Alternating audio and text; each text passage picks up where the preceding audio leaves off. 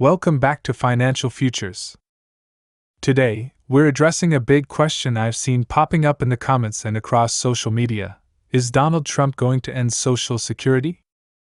There's a lot of anxiety and mixed information around this, and I want to dive into what's actually possible, what's not, and what the future could look like for Social Security.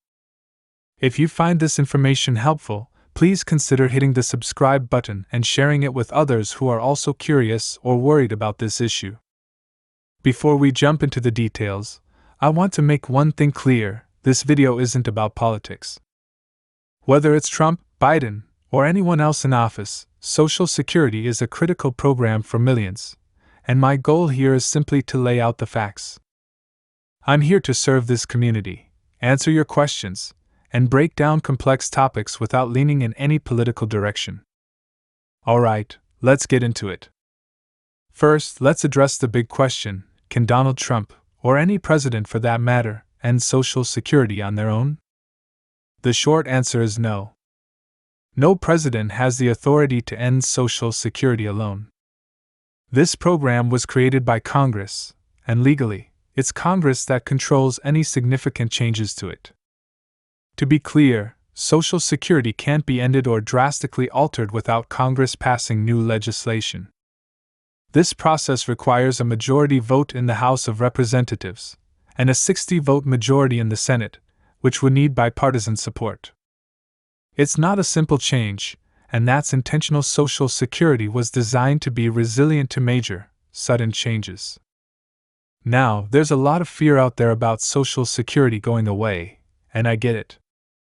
Social Security is a lifeline for nearly 70 million Americans, including retirees, people with disabilities, and families who've lost a breadwinner.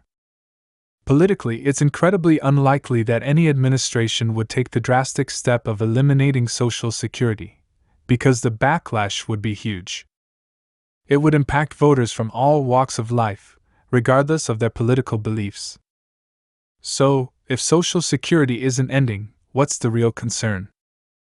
The real challenge facing Social Security is its financial solvency. According to the Social Security trustees, if no changes are made, Social Security's trust funds may run out by around 2034. That means it could face automatic benefit cuts, possibly as high as 20% or more.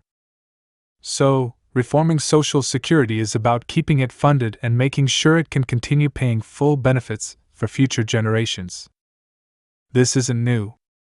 We've seen similar warnings for years, and while lawmakers are aware, meaningful reforms haven't happened yet. So, let's talk about what it actually takes to change Social Security. Any significant adjustments to Social Security require bipartisan cooperation. In the Senate, you need a minimum of 60 votes to pass major changes. For example, if lawmakers wanted to adjust funding, raise payroll taxes, or change eligibility ages, they would need enough support from both sides. This is one reason why Social Security reform moves slowly. It's a highly sensitive topic, and it affects millions of Americans deeply. We're talking about a program that's a lifeline for retirees, individuals with disabilities, and their families. Major changes take time, and they require lawmakers to carefully weigh the impact on beneficiaries and voters. Let's also think about the political reality here.